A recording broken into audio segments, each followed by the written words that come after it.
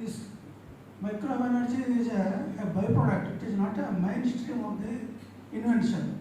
When they were working for radar, one company was the Raytheon company.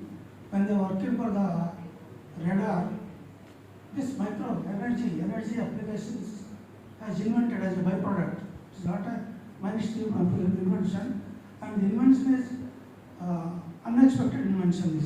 This invention.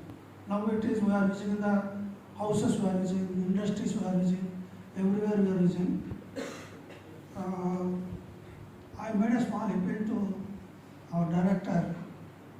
After this program, my technical talk,